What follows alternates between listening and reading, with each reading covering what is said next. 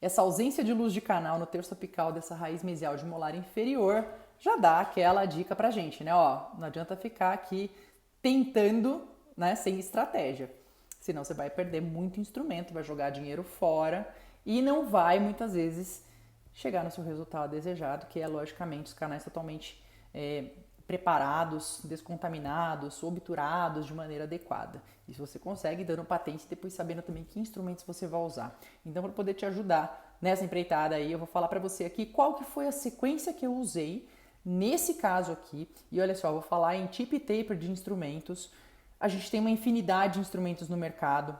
O que vale sempre? Você lança a mão de limas que são de qualidade, que você tem confiança e que você tem treinamento, certo? A gente tem diferentes sistemas de diferentes marcas e que funcionam, tá? Lógico que daí nesse meio do caminho a gente vai lançando mão, especialmente quando a gente se depara com um caso que pode ser um pouquinho mais trabalhoso, você vai com certeza absoluta lançar mão daqueles instrumentos que você não tem no arré do pé, tá? E que encaixam muito bem aí nessa questão de tip e taper dentro do seu treinamento. Então vamos lá. Para começar aqui, né? Vamos focar, tô falando só dos canais mesiais, tá? O canal distal aqui tá mais padrão, então vamos focar nesses mesiais.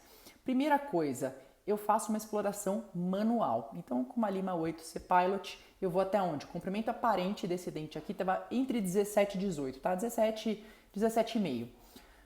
Então, nesse primeiro contato, eu vou descer de forma exploratória uns 2 milímetros aquém do comprimento aparente, então até 15,5 mais ou menos.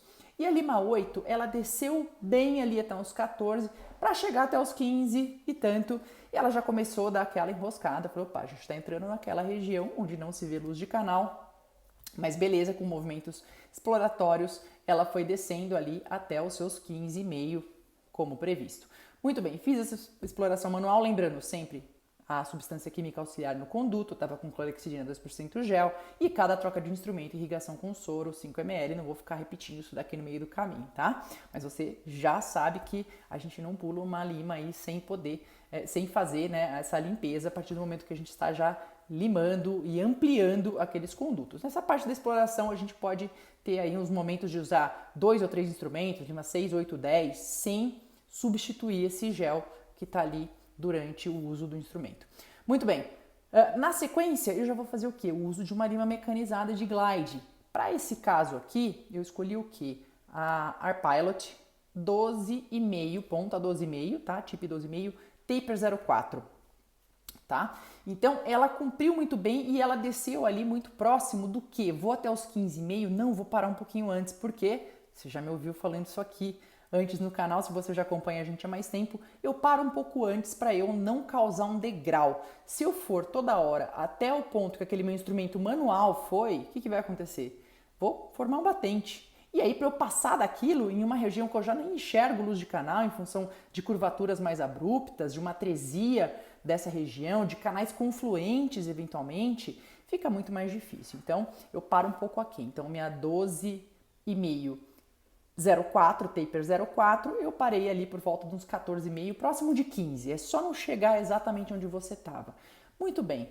E ela desceu, e nesse ponto de chegar próximo de 15, essa lima, apesar dessa ponta reduzida e do taper também, né, bem intermediário, não tão reduzido como um taper 03, mas intermediário, ela desceu, mas a partir disso ela já estava enfrentando uma resistência tamanha à curvatura, e a gente lembra o quê?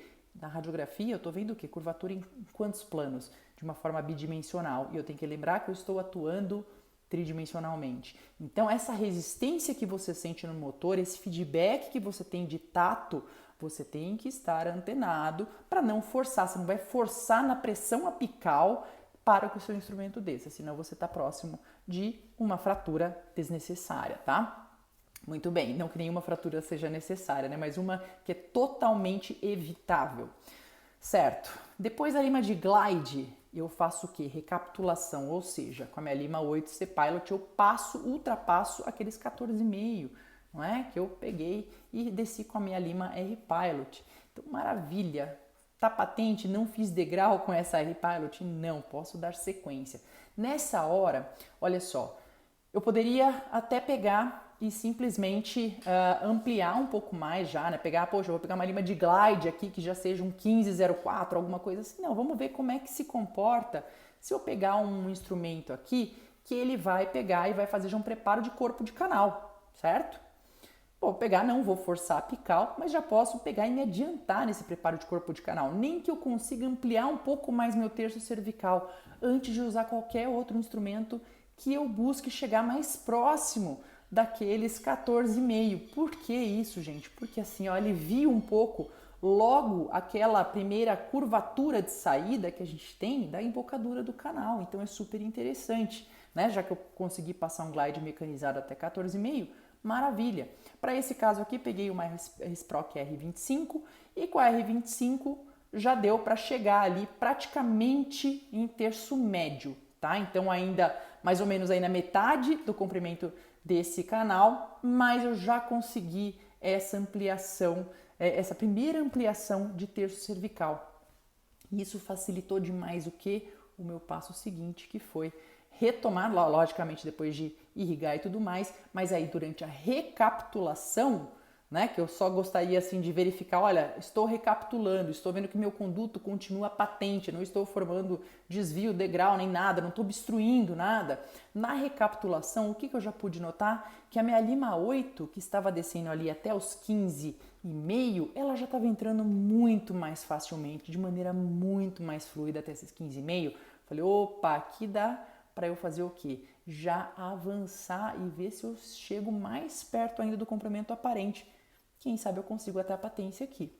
Consegui avançar um pouco mais, muito próximo de 17, certo? Isso sem ficar jogando lima no lixo, tá, gente? Porque às vezes eu pego, paro, eu falo assim, nossa, eu tô tão obcecada com a patência nesse exato momento que eu vou gastar limas e limas e limas e vou me estressar, vou ter gasto uma grana sem o resultado.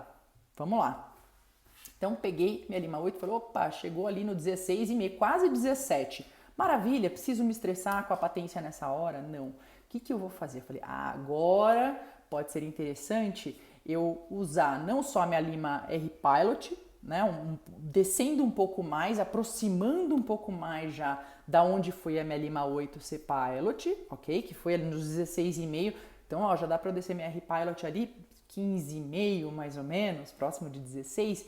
E o que mais que dá para eu fazer? Aí sim encaixar uma segunda lima de glide 15,04, tá? Porque eu já tô ampliando o quê? Ampliando um pouco mais a ponta até aquele momento, até aquele comprimento que a minha R-Pilot 12,504 chegou. Então uma 15,04 eu não estou mexendo em taper nesse momento, mas eu estou mexendo o quê? Estou mexendo na ponta, ampliando um pouco mais. E é muito legal em casos mais complexos, que exigem estratégias melhores e que a gente quer fazer isso de forma segura, minimizando fraturas, a gente trabalhar sempre ou ampliando o tip, né, a ponta, ou o taper, que é a conicidade.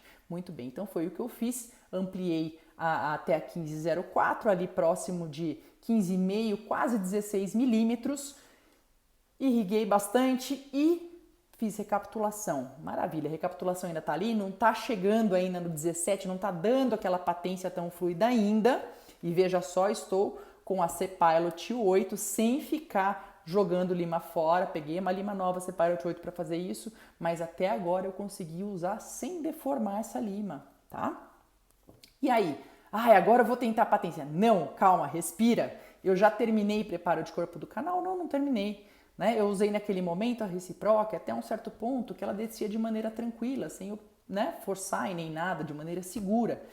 No entanto, agora que eu usei uma segunda lima de glide 15,04 até ali 16 milímetros mais ou menos, poxa, agora eu consigo trabalhar, e foi exatamente o que eu fiz, consegui trabalhar com a minha RSproc Blue R25 até o que eu gostaria naquele momento, que é um preparo de corpo de canal até CAD menos 3 milímetros, ou seja, até 14 milímetros. E minha RSproc desceu bem, de maneira segura, e aí eu consegui, né, simplesmente ter essa super ampliação de terço cervical e médio, e isso me facilitou absurdamente o próximo passo, que aí sim, enfim, eu estou entrando com a minha lima 8 C-Pilot e conseguindo a patência. tá? Aí a patência acontece de forma muito mais fluida, muito mais natural, com muito menos desperdício de tempo, de estresse e de instrumento.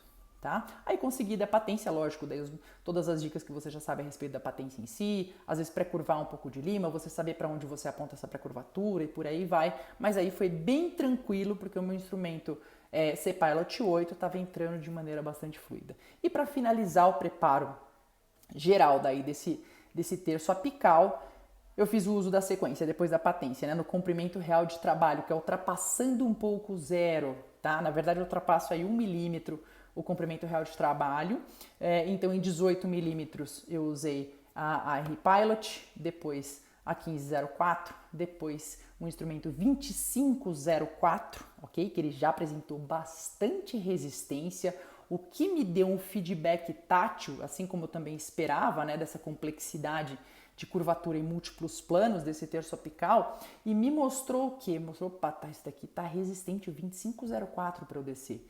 Então, será que eu vou descer com a minha Reciproc Blue até 18? Ou será que eu posso simplesmente manter ela ainda dentro do conduto? Né? Finalizei 2504 ultrapassando o forame e eu posso manter, né, no sentido de ampliar um pouco o taper do meu preparo, descer com essa Reciproc Blue R25 até ali próximo de 17 milímetros, certo?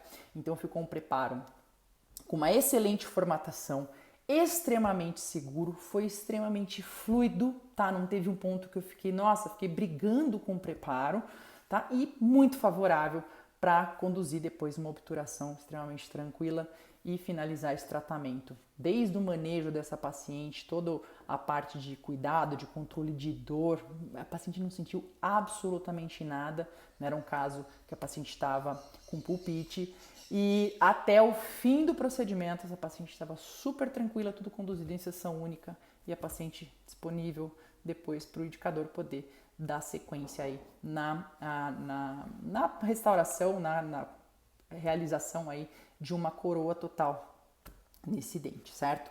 E claro, o paciente entrou em contato depois para falar, agradecer que estava tudo muito bem, que não tinha sentido dor depois, porque o protocolo de medicação, né, terapêutico pós-operatório, que na verdade foi uma analgesia preemptiva com dexametasona 4mg e também uma analgesia preventiva com dipirona 1 grama imediato pós-operatório. O paciente está jóia, todo mundo saiu feliz, todo mundo saiu ganhando e você fez um tratamento sensacional, com um mínimo de estresse, porque não teve briga durante o preparo do canal, né, mas teve fluidez e sabendo o que você ia fazer. Então fica essa sugestão, se você testar esse protocolo em casos mais complexos, você me dá um feedback aqui para falar se isso pode te ajudar, tá ok? Um grande abraço para você, um grande beijo, a gente se vê na próxima.